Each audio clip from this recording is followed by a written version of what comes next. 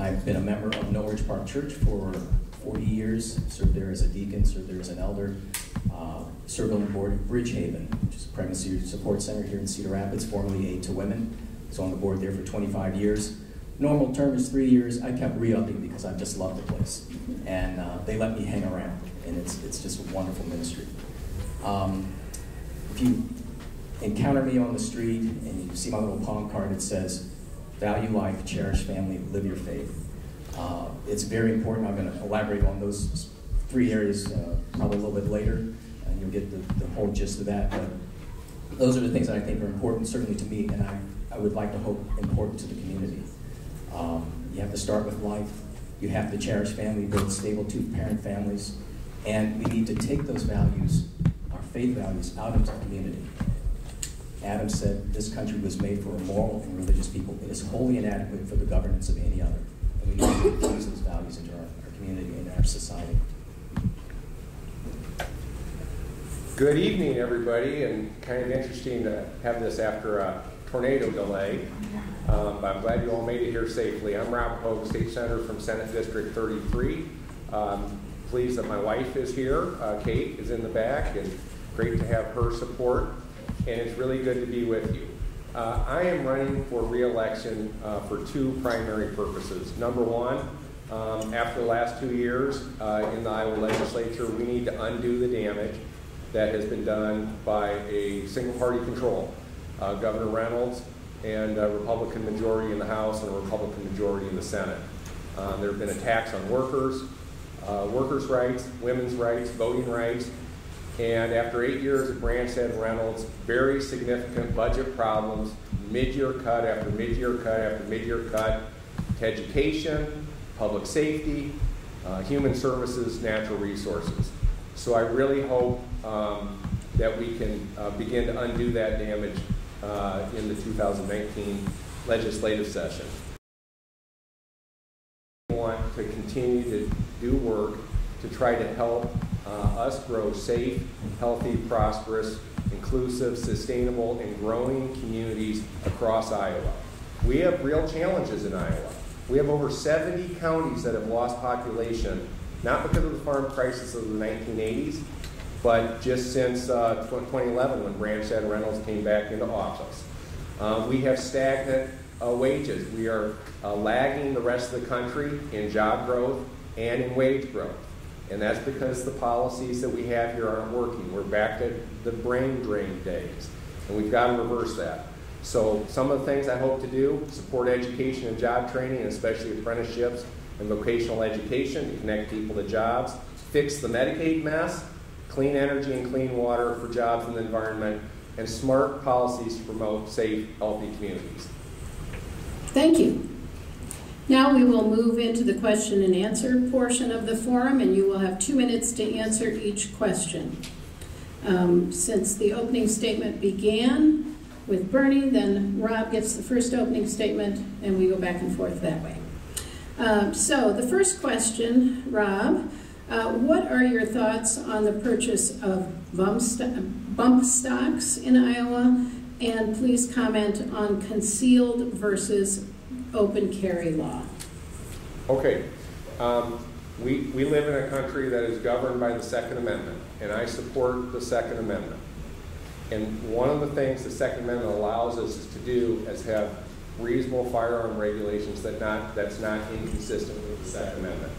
And I believe there's some smart things that we can do to promote public safety without hurting the rights of people who like to hunt or lawful gun owners. So for example, I'm a big supporter of background checks. Bump stocks we've not had a debate on in the Iowa legislature. That is something I'd want to learn more about, but obviously a little after the anniversary of the shooting in Las Vegas, I have concerns about bump stocks, and I think we should look at that. Right now, what is the legislation that was passed in the 2017-18 legislative session? It was the adoption of so-called stand your ground legislation. We already had a good self-defense law. We now allow unreasonable uses of deadly force to be protected by law. I did not support that. The other big issue is the proposal for a constitutional amendment that provides more gun rights than the Second Amendment. The Republican majority decided this year that the Second Amendment wasn't good enough for them, so they passed a super Second Amendment, which if they retain control will be up for consideration in the 2019 or 20 legislative session. So that's where I am on those issues, and I think that's a smart place for Iowa to be, is to preserve our right for reasonable regulations that does not interfere with the rights of hunters and other law-abiding gun owners. Thank you. Bernie. I am a strong supporter of the Second Amendment. I believe that the legislation that was proposed this past year is appropriate for Iowa. Many states have a, what do we want to call it, an amendment to their Constitution reflecting the Second Amendment that we have in the U.S. Constitution, and I think it's only appropriate, so I don't see any problem there. As far as folks complying with the law, let me go back to the bump stock issue as well. I'm against bump stocks. I think when you make a weapon have the same effectivity as a machine gun, they're outlawed. Why would we do that? So I'm just opposed to that to begin with. But I believe that the legislation that was passed in this recent session was appropriate for Iowa and would be supportive of it. So I guess that's all I have to say about that. Thank you. Okay. The next question, we will move on to the topic of climate. And this question is for Senator Hogue.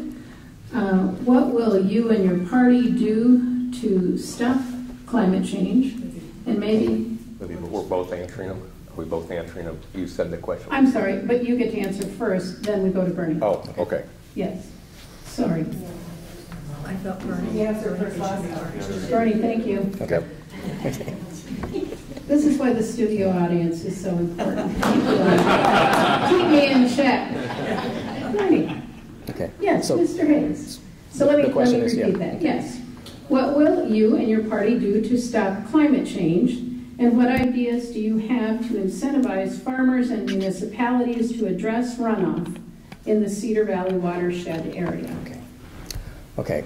Climate change. If you visited my website, you'll see that I say I'm not a climate denier. I'm a believer in Greenland. I, as an engineer, as a scientist, and looking at some of the data in regard to climate and climate change, the real issue comes down to, is it caused by man's activity, or is it just something that's just happening? And I don't believe it's man-made activity. For example, Greenland, in the period from 900 to about 1400 AD, was a warm place where the Vikings had settlements all over the place. Today, Greenland is 80% covered with ice and snow. The question we need to ask is, how did Greenland become warm during that period? Where were the cars? Where were the trucks? Where was all the man-made activity that caused it to become warm? And there have been several warm periods throughout our history. During the time of Christ, there was a Roman warming period. It cooled off later on, got warm again with Greenland and the Vikings. So there's some basic questions we need to ask. Just piling up the atmosphere with carbon dioxide doesn't make the atmosphere warm. You have to have a heat source. What is that heat source? The sun, okay? The sun can change its energy radiance instantly. In 1859, there was a solar EMP pulse that fried telegraph lines and telegraph keys all around the world. It could happen again. We can't control warming, okay? As much as we'd like to think so, we can't do it. So I don't think that it's a CO2 problem. I think it's a propaganda problem, which is sad. And it's being used for a lot of people to make money, number one, and to our disadvantage. So if the planet's going to warm, it's going to warm because of the sun. There's nothing we're going to do about it. We can see it happening. We need to take necessary steps to prevent damage to our infrastructure and places in our living spaces. But it's not about man-made activity causing it. So that's the big driver. Now you had another part to that question, but I'm almost out of time. So. Did you want the other part? Yeah, if you can give it to me real quick. It had to do with the watershed. Watershed. Okay, I'll just say real quickly that I think the plan we have in place to basically let the farmers develop methodologies that ensure the care of our water and resources and put in place those practices which are beneficial is the way to go. Let them discover those things, put them into place, and let's see how they work. and then we can talk about whether mandates would be necessary. Thank you. Senator Hope. It is a big question to answer in 2 minutes. That was kind of a joke. So, first of all, I don't think there's any question that the human contribution to climate change is real. We've had this week another report from the Intergovernmental Panel on Climate Change. Later this week, I've been told that there's going to be another statement from the climate scientists who work at Iowa's colleges and universities across our state. And it is real, it is serious, it requires action. In Iowa, what are the consequences? We've already seen a 40% increase in extreme precipitation events over the last century. That's one of the reasons we're seeing so many flooding events now, whereas, say, when I was a kid, we didn't see it. And that is one of the expected consequences of climate change in Iowa. Around the world, there are obviously other very serious consequences, and I just will tell you right now, I think about the people from Florence and Hurricane Maria and Hurricane Harvey, and now we've got Hurricane Michael. And at some point, our country needs to unite to act to address this problem. In Iowa, we really need to do a better job on water management. And I was disappointed this past year when, past 2 years, when Republicans cut the Iowa Flood Center by $328,000. I was disappointed when they cut the DNR and the DNR floodplain program and REAP and the Leopold Center and a lot of things that we're doing to try to solve those problems. But there is a pathway forward, and clean water and clean energy is important for the environment. It's also important for jobs. And I have proposed comprehensive water, flood, and drought legislation, Senate File 2161, to bring people together throughout watersheds, to have accountability, to work together to achieve results, and that's the direction I think we need to move as a state. And I hope people here will support that. I hope we get support from people across the state. Thank you. Okay, Rob, you will be first on the next question. What is your plan to increase access to quality, affordable child care in Iowa for children ages 0 to 5? Well, early childhood education, including child care, is very important. It's where 90% of the brain growth of a child happens, and so we need every kid to get off the best start as possible. And I will say this, for people who do not have children, what's in it for you? What's in it for you is making sure that we have the workforce that we need today, because the parents are worried about child care and early childhood education. So we need it for the workforce today, and obviously we need it for the workforce in our future. Iowa has a poor record on supporting child care. We have the lowest level of income eligibility for child care assistance in the country. We do not take full advantage of federal funds that are available for child care assistance.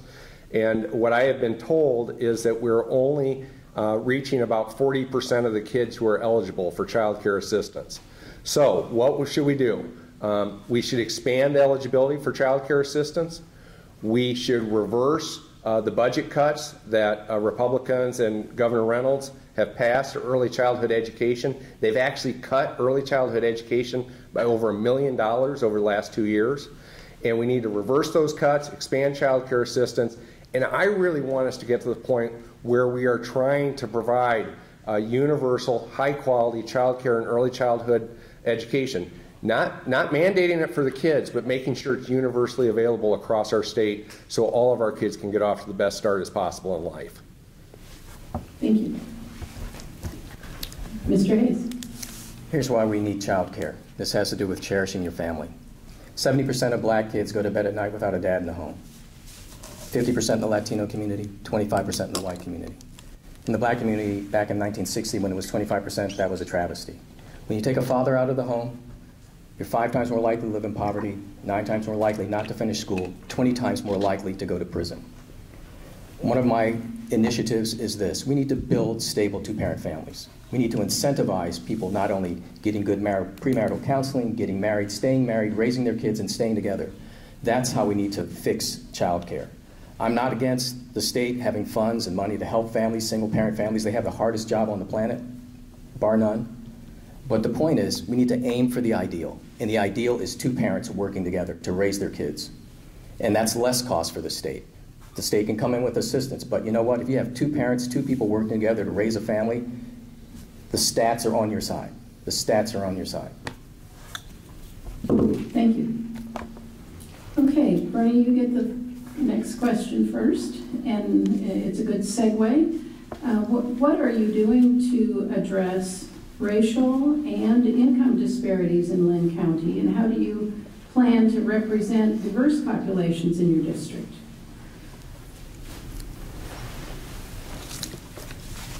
Diverse.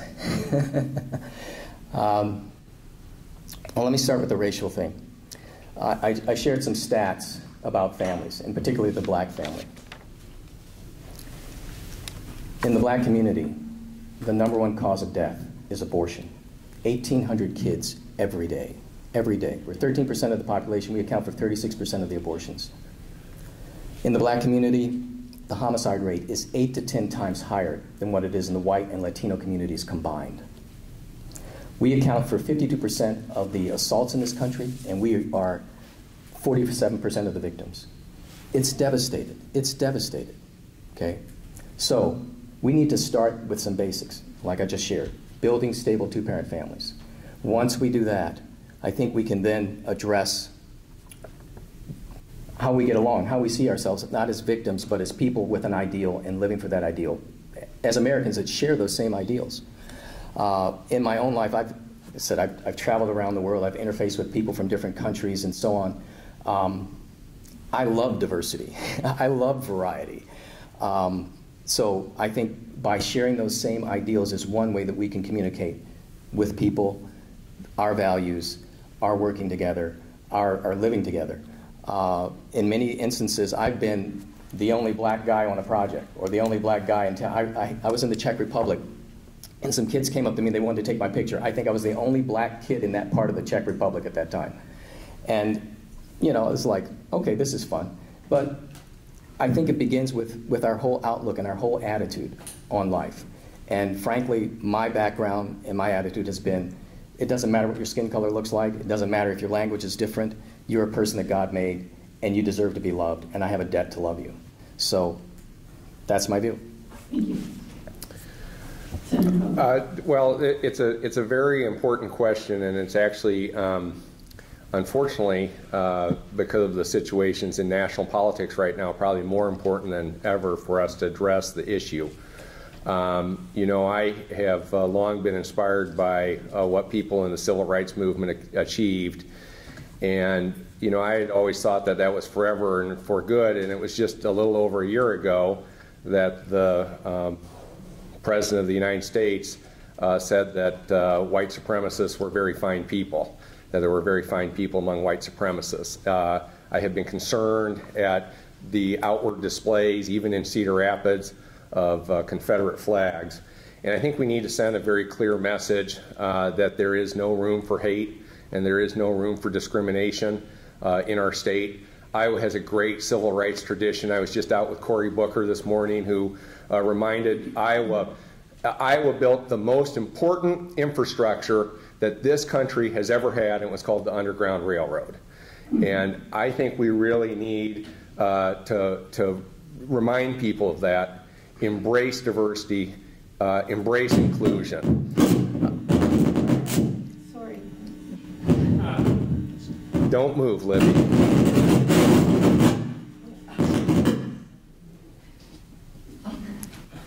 All right. Policy-wise, let me tell you, I do think there are two things that the Iowa legislature needs to address.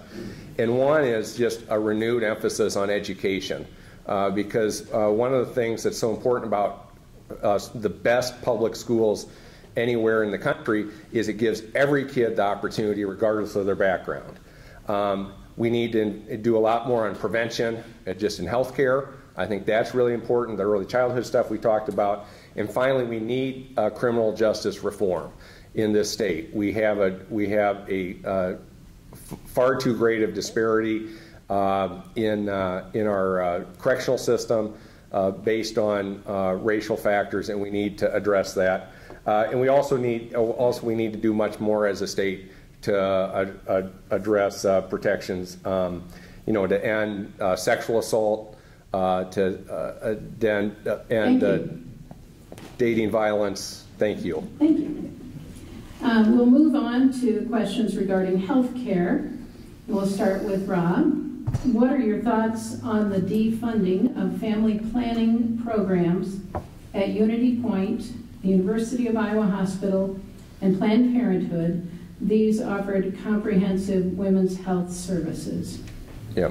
Well, thank you for that question. And I think family planning and prevention is really, really important, and it is something that should unite Iowans so that people can get access to the preventative health care they need generally, and in particular the family planning assistance that they need. I just think that's extraordinarily important. And unfortunately, Republicans in the Iowa Senate and Senate File 2 in 2017 started the attack on that and completed that in the Human Service budget last year to spend $3 million of state dollars to replace a federally funded family planning program that resulted in the closing of 4 Planned Parenthood clinics, and also the loss of the family planning program at the University of Iowa's hospitals and clinics, and initially at Unity Point as well.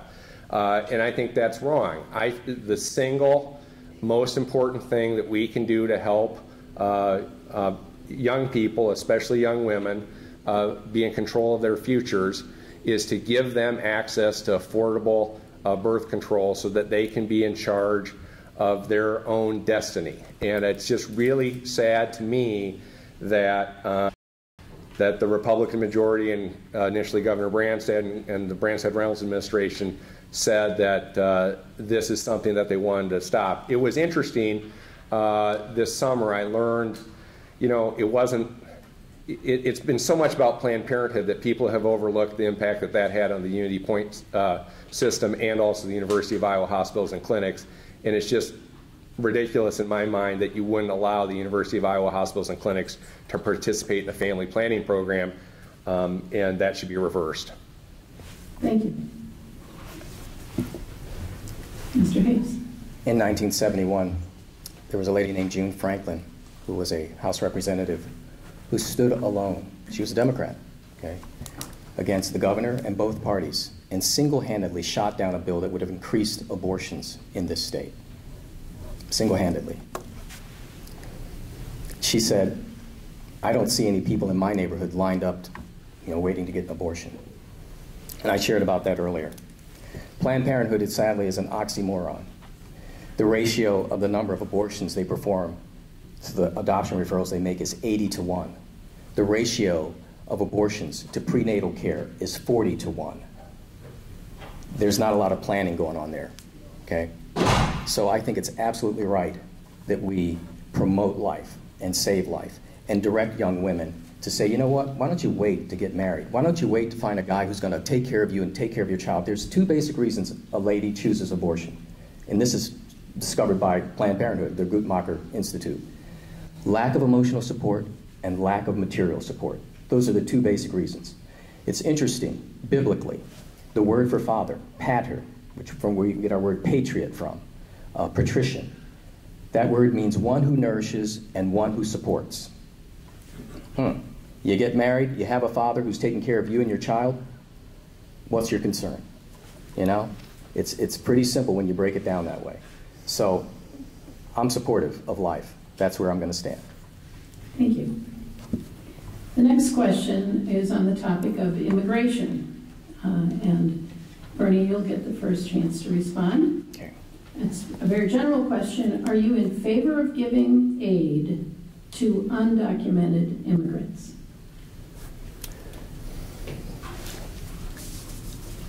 We need to love our neighbor as ourselves. I get that. But at the same time, we have laws, and those laws need to be followed.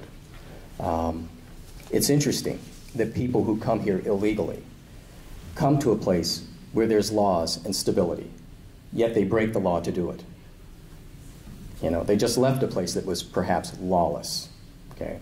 So what I favor is this.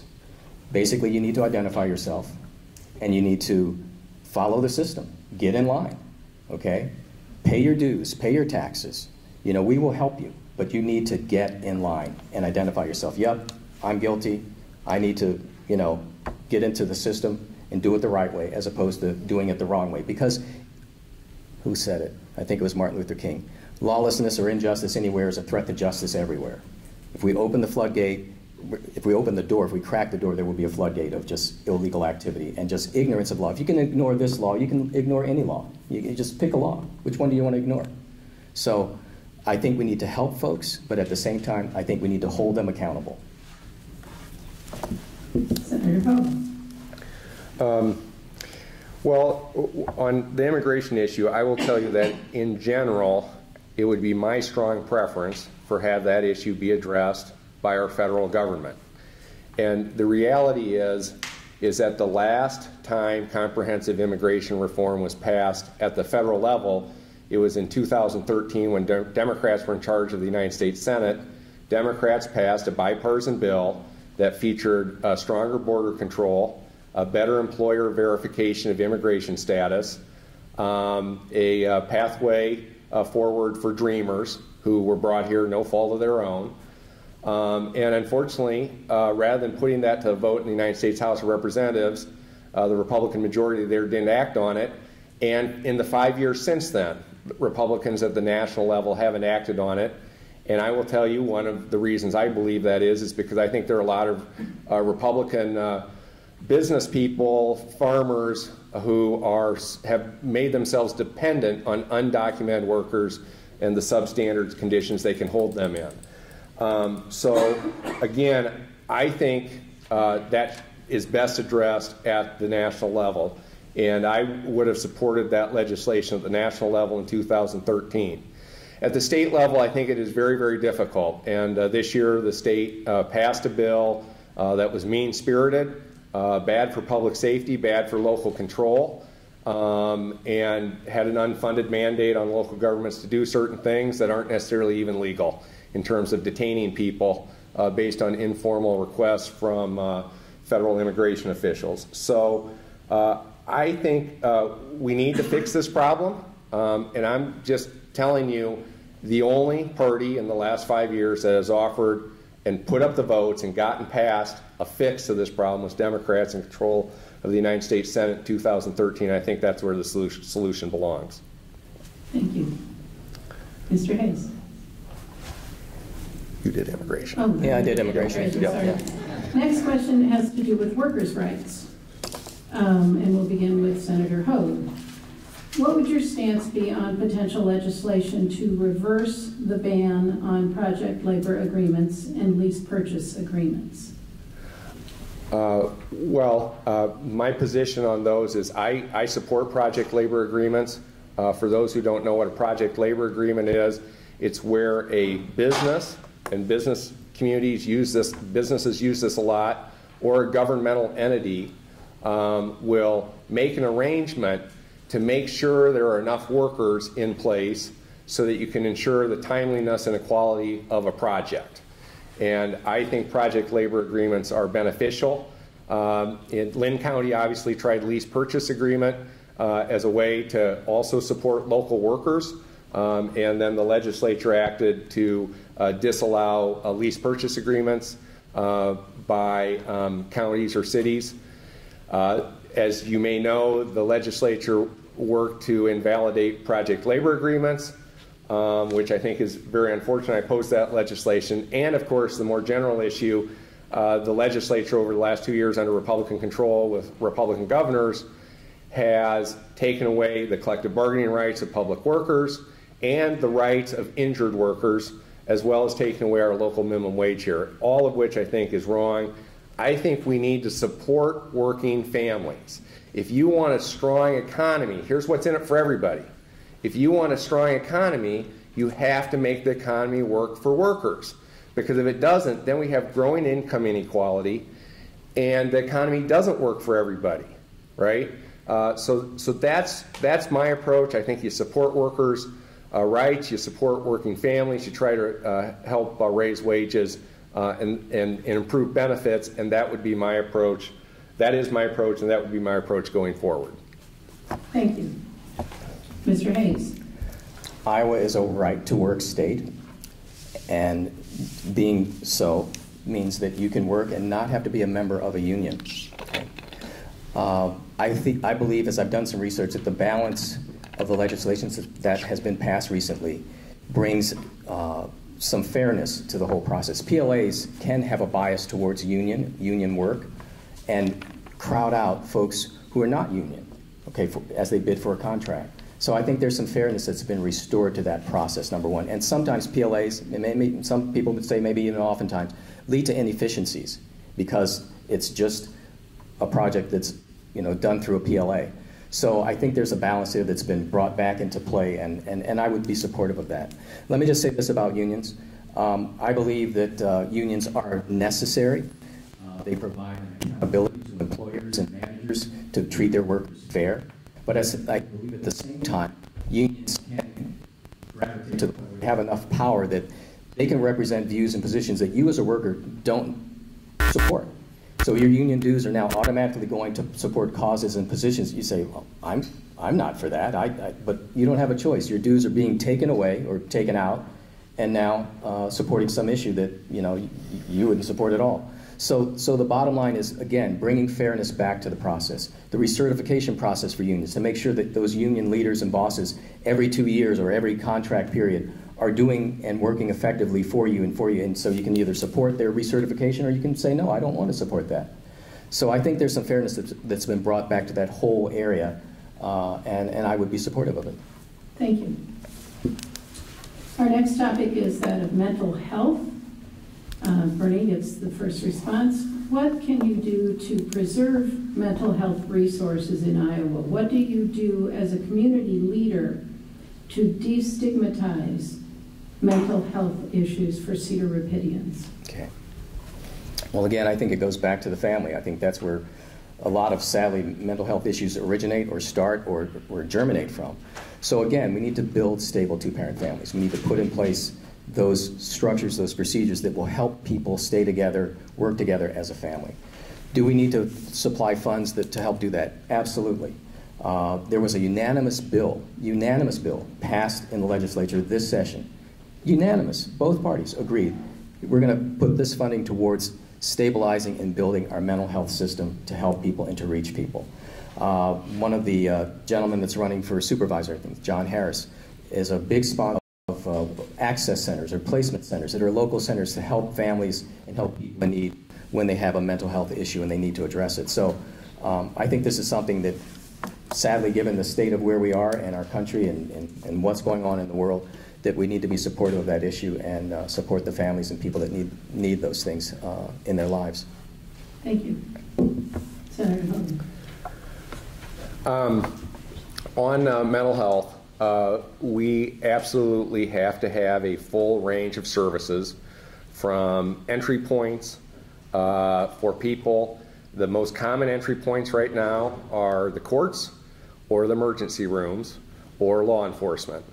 And we really need to get people into this mental health system in different ways, in better ways. We need earlier identification all the way to the people who really need more serious assistance, right? I mean, the highest level of needs. And unfortunately, what we've had over the last 2 years, or going back 4 years now, first of all, the Branstad Reynolds administration arbitrarily closed 2 of the 4 mental health institutes we had in our state. And then the 2 remaining mental health institutes got cut $1.7 million in 2017. And those cuts have exacerbated the problems of people identifying places for the people who are suffering the worst mental health conditions. Where can they get help?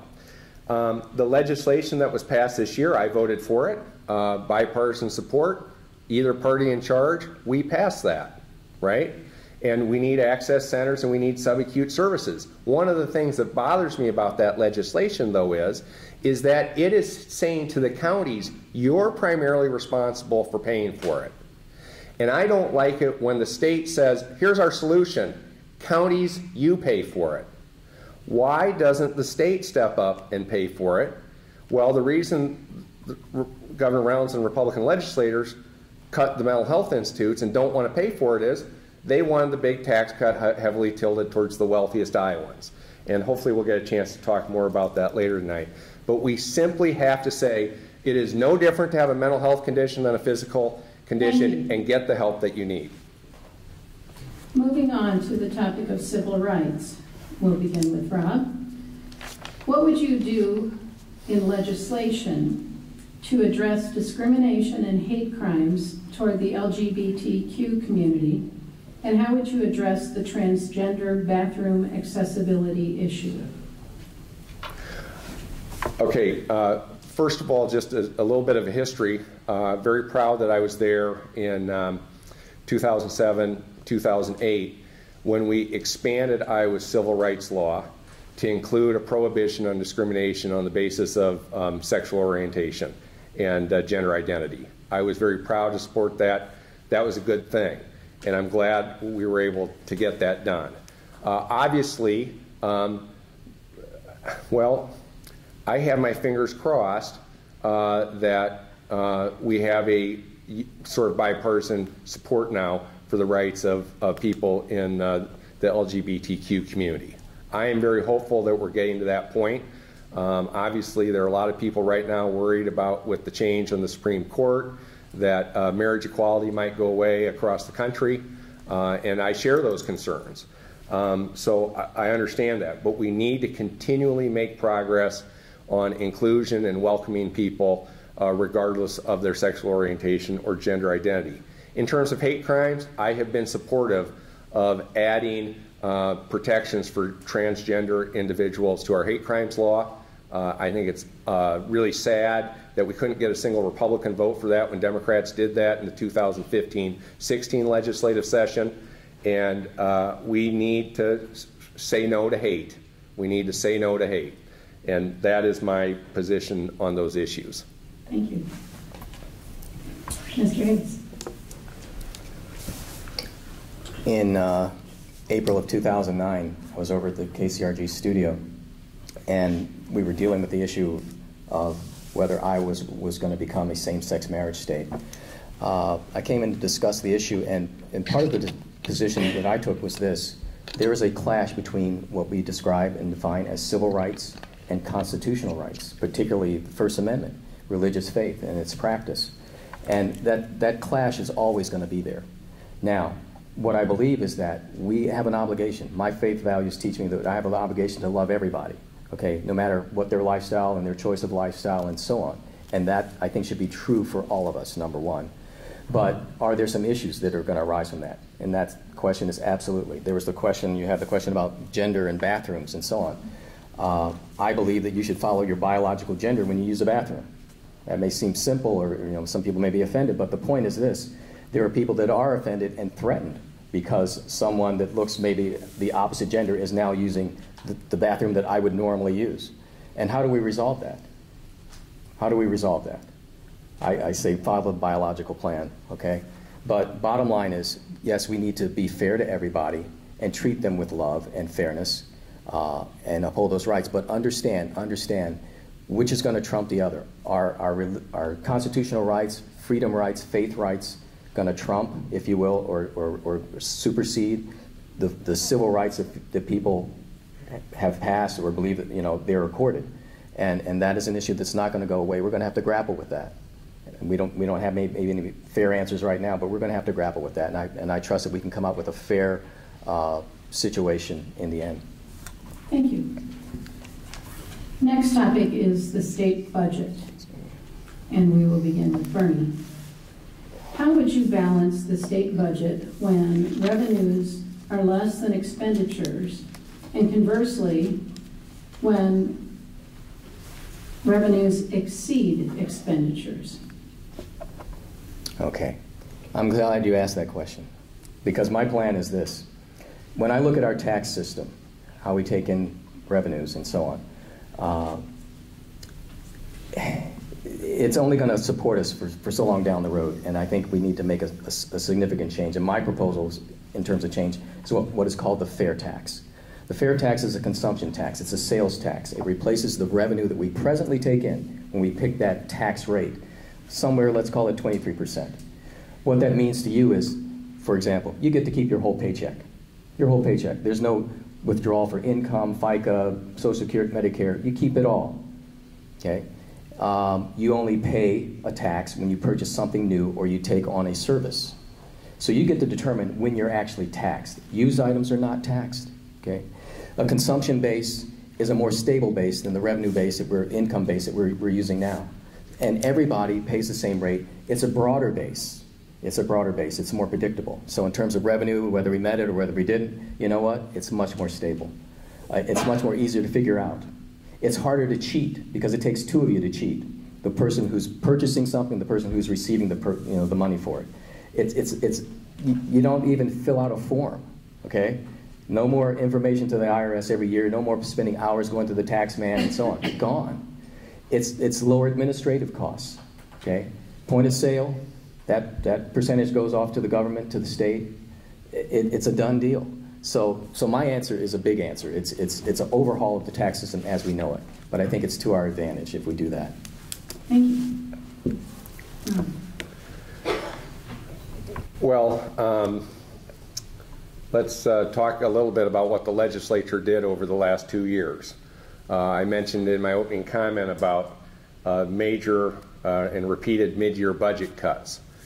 And just so everybody in this room knows, there was absolutely no need for any of those budget cuts. There was no need for any of those budget cuts because the state has always had rainy day funds well in excess of what was cut. So the Republican theory was we didn't have enough money, so we needed to do major cuts to our universities, big cuts to our community college, right? You know, Governor Reynolds talks about future-ready Iowa, but then she turns around and cuts our community colleges. So that doesn't add up. Big cuts to human services, public safety, corrections, victim services cut, $1.7 million for support for survivors of sexual assault and domestic abuse. That's wrong. Natural resources cuts that we need to guard against flooding. And it turned out that they didn't make all these cuts because we didn't have enough money. It turned out they made all these cuts because they wanted massive tax cuts for the wealthiest taxpayers in Iowa. The average tax cut for somebody making $1 million a year or more, and I'm not going to ask for a show of hands who here is making $1 million a year or more, right? But the average tax cut is $18,773 next year, right? While we're making all these cuts that help working families and ordinary people and keep public safety. And that is wrong.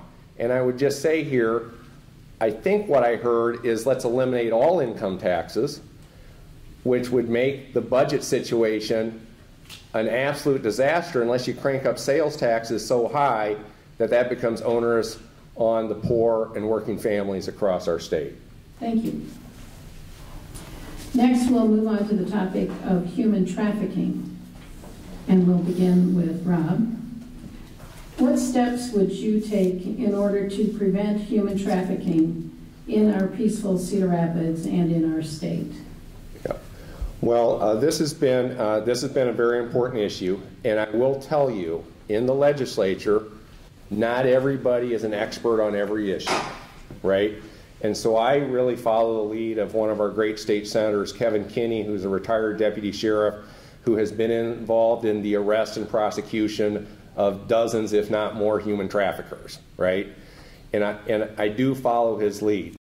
I tell you, for me, I used to hear that term, and it was kind of like, you know, and I felt like, oh, so there are people being abducted internationally and sold into slavery in the United States, and that was my original conception. That wasn't right.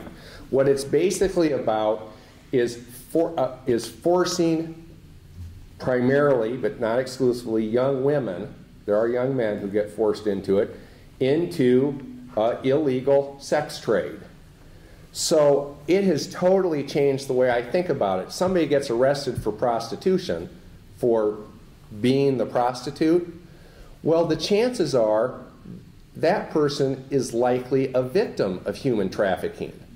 And so we need to recognize, hey, something that for years we thought of as a crime and we need to arrest all these people, Now it's what they really need is services. That's why I get so bothered when I see something like cuts to survivors of sexual assault and domestic abuse. That's wrong. And just like it is wrong to impose draconian criminal sentences on somebody who's really been victimized. So it's, we need the support for public safety officials. That's more important than more tax cuts for the wealthiest taxpayers, in my opinion. And that's where I think we need to provide support for law enforcement and education around the issue. Thank you. Mr. Hayes. In the past, I've attended some seminars in regard to human trafficking. Several of them put on by a gentleman named Tony Nassif, which is related to the Nassif family here in Cedar Rapids. There's several organizations around that are working to prevent and disrupt and take down these networks that promote human trafficking. Obviously with illegal aliens, that's their bailiwick. It's quote unquote ready-made, and it's sad. But I think, to me, the bigger answer, the bigger approach is this: we all need to be our brother's keeper. Okay. When I served on the board at Bridgehaven, we had a situation where a young lady came in for a test, and some of the information that was transferred led us to believe that there was a situation going on there that was not right. And so we had to either report it, act on it, and respond. So I think it's all of our jobs. It's easy to say the government should do this, the government should do that. Why don't all of us get involved? I worked with autopilots for years, and we would engage the autopilot, and we would sit back and we would go, it's doing its job. But there's some jobs that the autopilot should not do. And one of them in most airplanes is you don't let the autopilot land the airplane unless it's got auto land. Okay, that's not going to work. We need to be engaged. All of us need to be engaged and working and sensitive wherever we are to a need or a situation to be able to say, hey, I question what's going on there, and maybe we need to call in some authorities and relate that issue to someone so that we can get some help and free some people. Thank you. Our next topic is that of communication. And we'll begin with Bernie. What would you do to improve communication with the constituents in your district? Well, I put up some billboards. I'm trying to convince them that I'm not Bernie Sanders. It's funny. I think one of the things that we can do, and I think Rob would agree with this too, is just be the example and get out there, write letters, act, get involved, stay involved, and bring people alongside with us to say, here's what's important and here's why we need to do this. I believe our founders intended and designed for our government for the constituents to be involved. A lot of people like term limits. Every election is a term limit. Every election is a term limit in my book. Okay, and that means that we need to know who's running and why they're running and where they stand. And I thank you folks for coming out tonight because you care. And you need to transfer that same care to your neighbors, to your friends, to your relatives, and say, you know what, you need to go find out about these people. They've got websites, they've got email, they've got Twitter accounts, whatever. Find out what they believe and why they stand there, and get involved and make a decision, because it determines the future. I knocked on the house of a guy one day. He says, I'm not into politics. And I thought, yeah, but politics is all over you. Didn't want to know, didn't care, whatever. That was his choice. But it does affect you. And if you pretend like it doesn't, you're kidding yourself. You're kidding yourself. So I think that's the way to communicate, is to get out there and be that example that people can see, and hopefully it'll rub off. Thank you. Well, while I've served in the Iowa legislature, I have tried to be very accessible to people. And I will say up front, I know I don't do a perfect job with it. But I think I've been very responsive to people who email me, who call, who come to events that I have. And it is important for legislators to be accessible. And I have tried very, very hard to do that over the years. For example, I come to the League of Women Voters forums. I don't avoid them like some legislators in Linn County do. And I think it's important to be accessible. But I do want to say that I do think we are at a moment in time where we really need to call upon citizens to be more engaged than we've been. And I don't want to blame people for not being involved. And I look at kind of the terrible state of the negative advertising that happens, and the role of campaign finance, and the reality that people spend all their time raising money rather than visiting with people. We need to heal the heart of democracy, uplift our democracy, call on citizens to a new era of engagement and participation. And I think if we do that, you know, when you think about the wealth and the technology of the 21st century, I think we really have the opportunity to build a safe, healthy, prosperous, inclusive, caring, even loving community that brings people together. But we can't do that if we're focused on raising big money and then passing big tax cuts so our donors get big tax breaks. That's a bad place for our democracy to be. So over the next 28 days, get engaged, get involved, and let's see if we can turn this thing around. Thank you. Next question has to do with our justice system, and we'll begin with Ron. Funding for Iowa's prisons and courts has been reduced for several years. Safety in prisons and timely access to the courts have suffered. Would you support restoration or funding for our justice system? Got a camera? The answer to that question is yes. I do support restoration funding for our courts and corrections. Remember, access to the courts is really important for the people involved. And when I say the people involved, I'm talking about the parties, the criminal defendants, the person seeking protection from domestic abuse, the person seeking a commitment of a loved one for mental health conditions. We need our courts to be open and accessible. And when, in 2017, Governor Branstad and Republicans cut $3 million from the budget of the courts in the middle of the year. This year, Governor Reynolds and Republicans did again at the tune of $1.6 million. That's bad. Corrections. I want to make sure people understand what corrections does. We do have the institutions that house about 8,300 inmates right now, and safety in those institutions is very important. And by the way, we have had a surge in the number of attacks on our correctional officers because of budget cuts and staffing shortages. But remember, community corrections also supervises 27,000 people who are out on release from the institutions or under probation or parole, right? So it is a major factor in our community's safety. And when you cut community corrections, like has happened, all total, corrections has lost $16 million over the last 2 years, $3.3 million on an ongoing basis. And when you take that money, that's, by the way, that's not a reduction compared to inflation. That's an actual cut to corrections. And when you cut community corrections, you force more people out of the prison system, there has been an increase in recidivism in our state. Nearly 500 more crimes are being committed each year under the new rate of recidivism than what it was just 4 years ago, and that's because of cuts to corrections. Thank you. Bernie. Both my parents were involved in criminal justice system. My dad, actually for a period of about 10 years, taught at the Baltimore City Jail. My mom was a teacher at the Women's Correctional Facility in Jessup, Maryland for about 30 years. We need to provide the funds that are needed to make sure those people are safe and that the system works well. I'm all supportive of that. But at the same time, I think we need to get in a mindset that says we're not going to accept the status quo. We're not going to just build more prisons, hire more policemen, put up more cameras. That's why we need to focus on stemming the problem by building families. Like I said, you take a dad out of the home, you're 20 times more likely that that kid's going to end up in prison. If you had 4 adult black men standing here, one of those 4 has already been in prison. That's how bad it is in the black community. So yes, I'm supportive of that. Let's just do it. We have to deal with where we are right now, but at the same time, we need to work on turning the spigot off. You know, why wouldn't we? And I think that initiatives like building families are the place where we begin, and we can do that. And we can. Wouldn't it be awesome if we were closing down a prison? Wouldn't that just be awesome? I mean, that would be awesome to me anyway. So that's where I'm at on that. Thank you.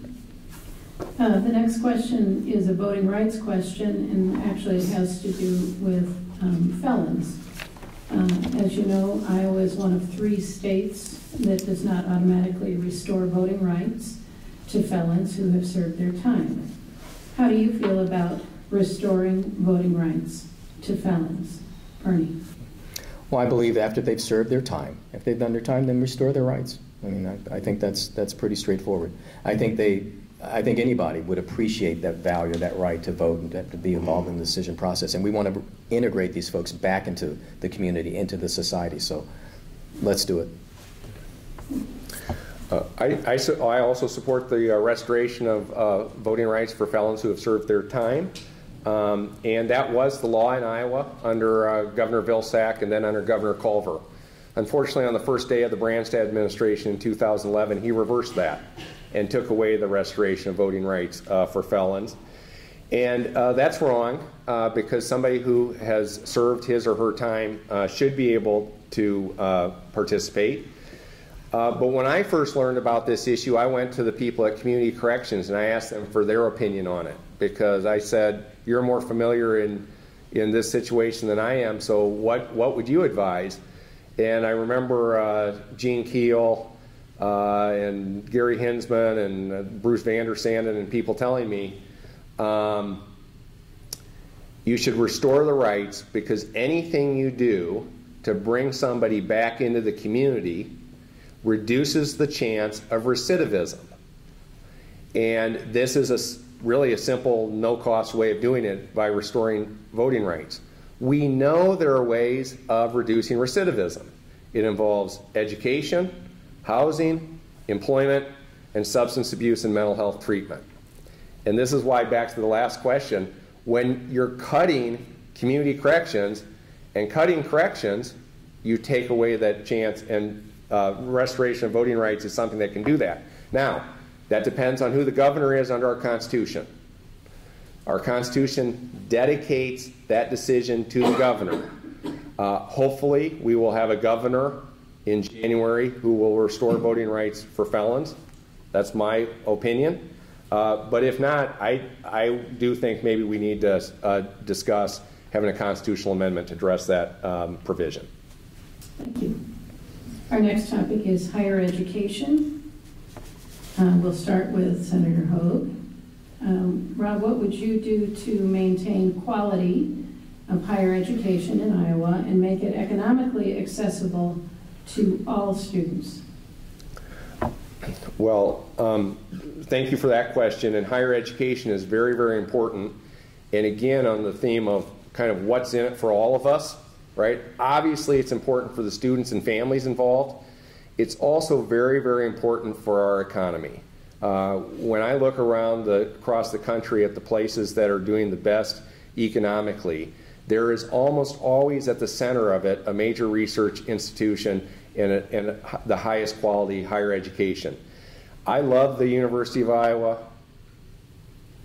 Don't be offended if you're an Iowa State fan, but I do support, I want Iowa State to do well.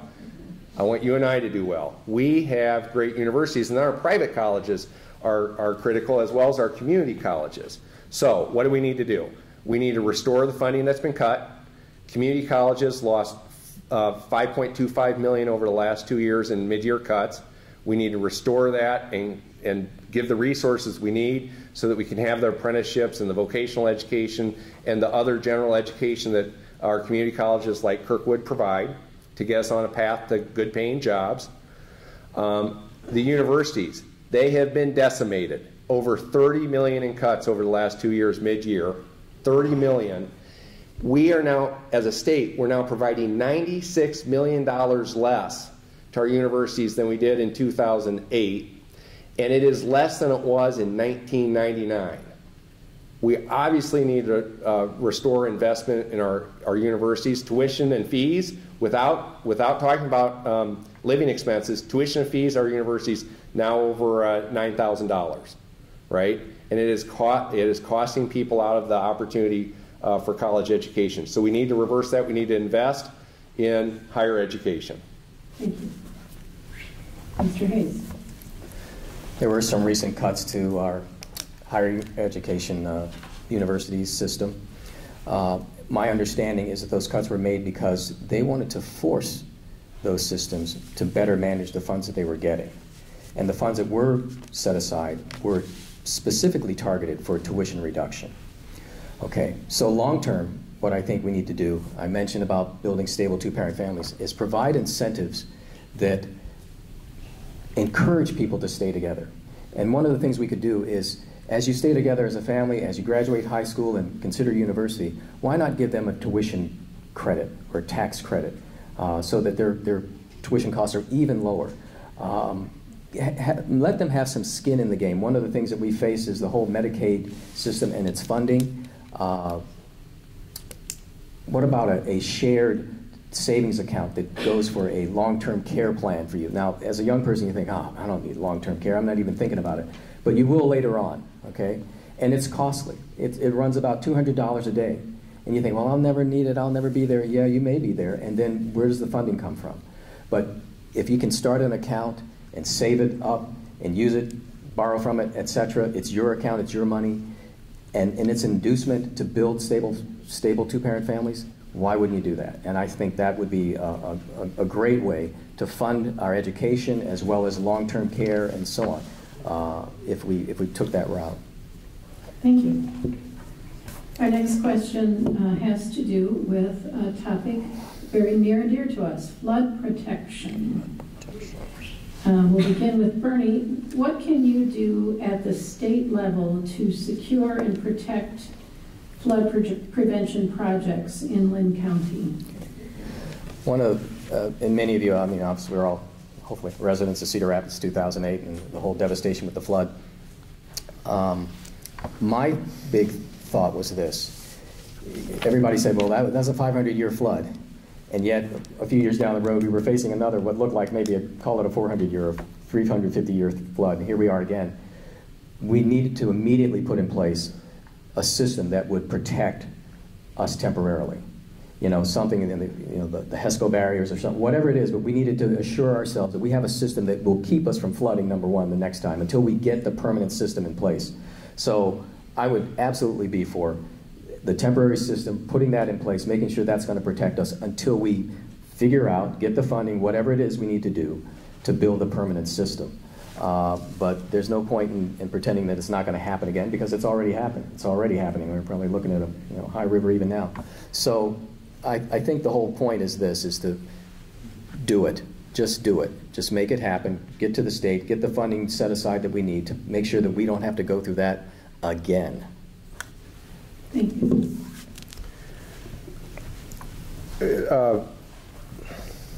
There's so much to say in 2 minutes. The flood of 2008 was an awful experience for those of us who lived through it. It was emotionally traumatic for many people. It was economically devastating for many people. It was economically devastating for our community. Thank goodness we got state assistance and federal assistance. I always worked hard on that to get recovery to the people and the businesses that needed help. I worked very hard on that. But I always said we've got to do it in a way that is smarter and safer and more sustainable than before. And so starting in 2008, right after that flood, that was the focus. And we did a lot of things in 2009 and 2010 to advance that. A lot of flood mitigation was embedded in our recovery efforts. In 2012, in divided government, I led the effort to get an Iowa flood mitigation program established. And we had a Democratic-controlled Senate, 26-24, a Republican House, a Republican governor. I worked and worked and worked on that. I was deploying all of the resources I had to get that done, and we passed that in the Senate 50-0. It made it unstoppable in the House, even though there were a few no votes there. And of course, Governor Branstad signed it. And thanks to that program, which has already put flood mitigation in place for Dubuque, Waverly, Iowa City, Coralville, Burlington projects underway, Storm Lake it's underway, Council Bluffs underway, here it's underway. And we've already avoided tens of millions of dollars of damage, if not more, because we haven't added up what just happened last week, right, from those investments. And we have to do it. It takes more than flood infrastructure, though. We also need comprehensive watershed management, and I'm out of time. Thank you. Our next question is on the topic of bipartisanship. What would keep you from working across the aisle? Well, that's an interesting way of phrasing that question. So let me start by saying I have been there in all the different settings where Democrats have had control, where you've had a Democratic governor and a Republican legislature, and you've had split control. I've been there in all the scenarios. And one of the things I've always prided myself on, like with the flood mitigation program, solar energy tax credits, social host legislation, updating our criminal transmission of HIV law, Social Security, cutting taxes on Social Security income, all sorts of issues, working across the aisle to get things done. Unfortunately, in 2016, voters of the state delivered to us a Republican majority House, a Republican majority Senate, Governor Branstad Reynolds administration, and leaders in that situation that were kind of hell-bent on running ideological and partisan legislation, and boy did they.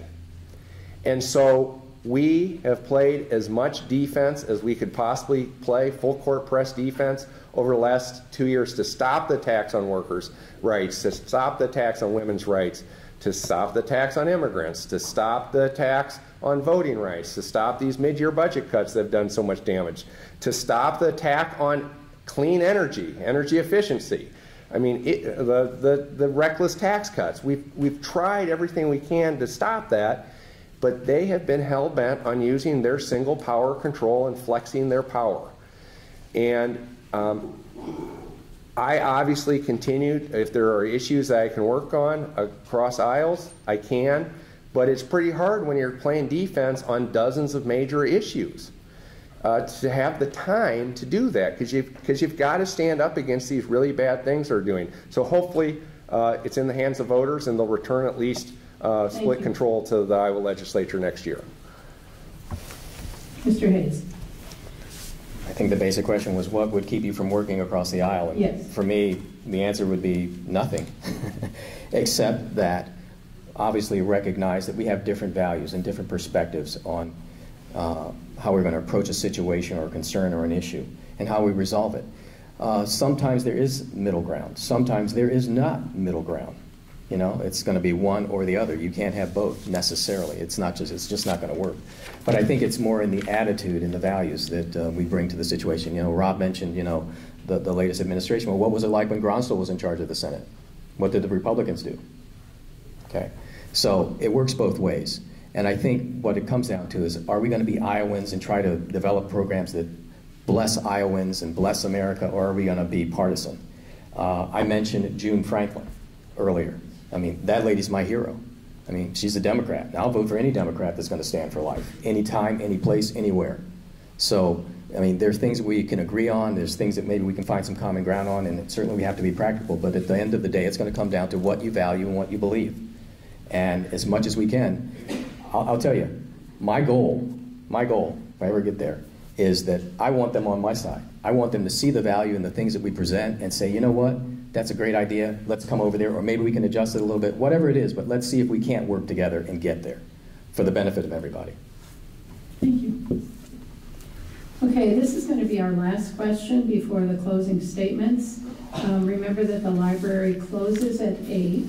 We invite you to stay to talk individually with our candidates, but we'd also ask that you be mindful of the time frame that we have to work under. I'm sorry we got a late start because of the weather, and anyone who's inclined to help put away chairs and things, we would welcome that. So the last question has to do with IPERS, the Iowa Public Employee Retirement System. It's an easy question. What is the future of IPERS?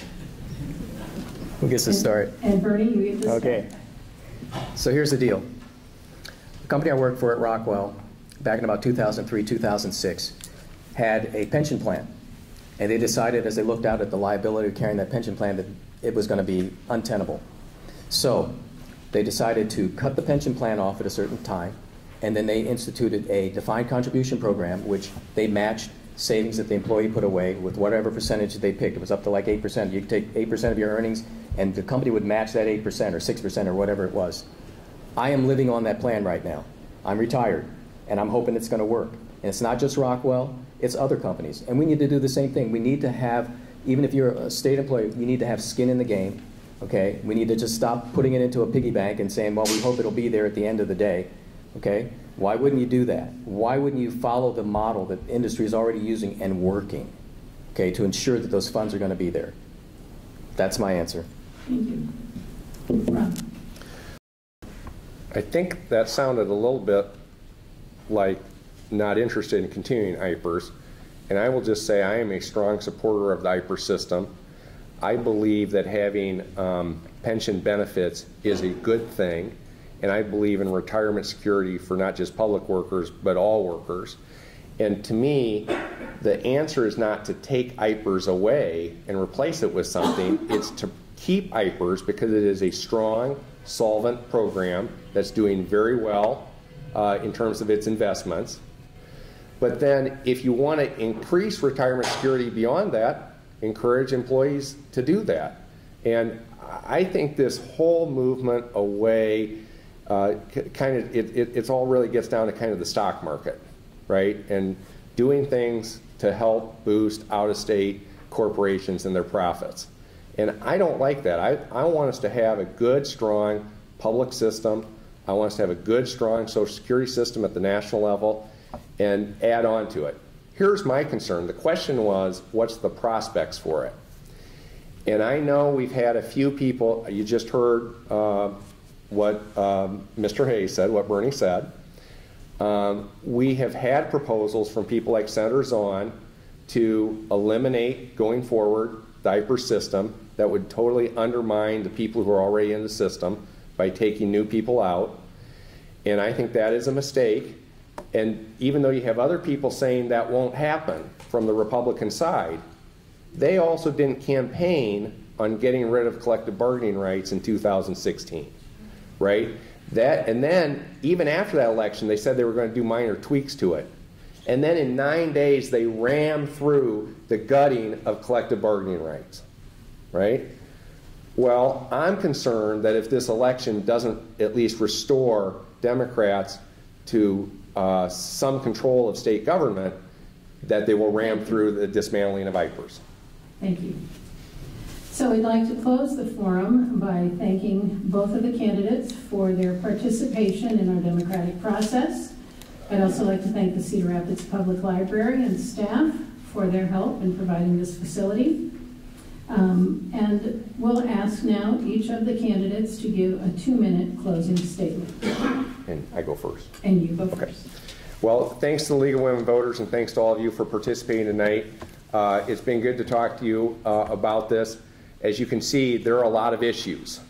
And I want to get back to the two fundamental things I talked about is, number one, undoing the damage that Republicans have done to our state over the last 2 years. And number two, really working hard for that vision of a better state going forward. To me, the facts matter. And I want people to know I believe in civic engagement, citizen understanding of what's happening.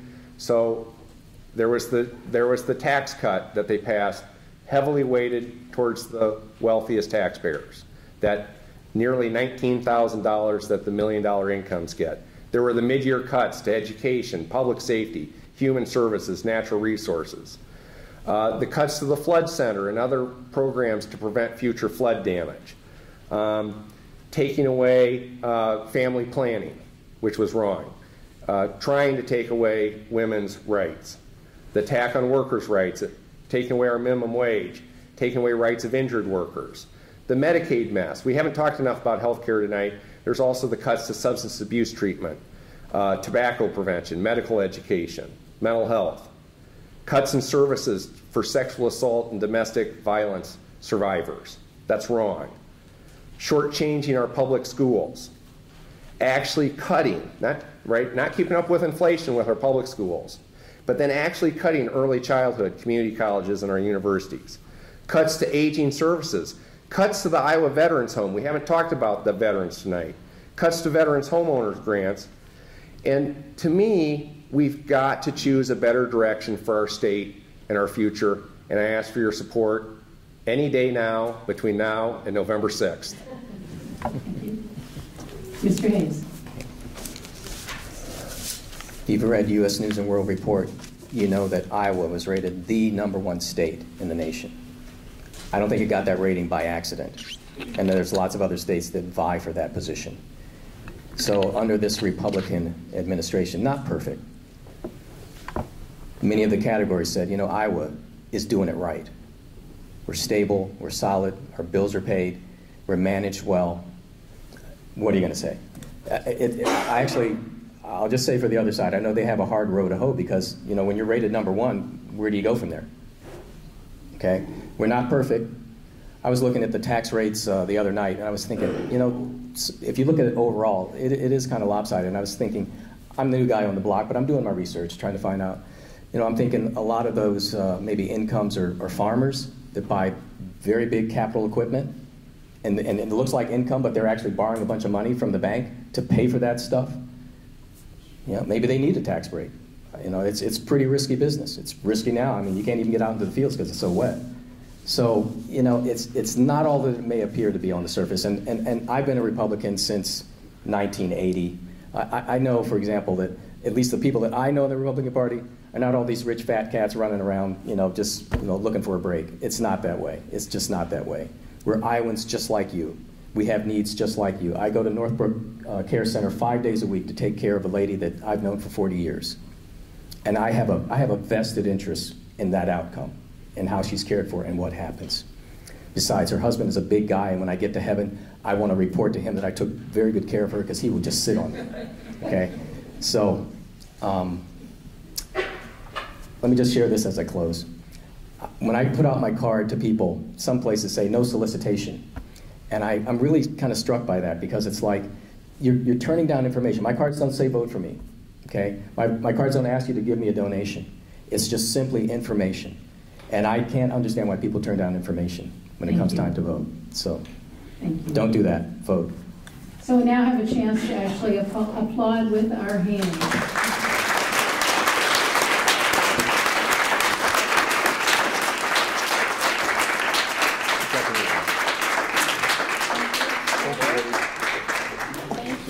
Thank you, Libby.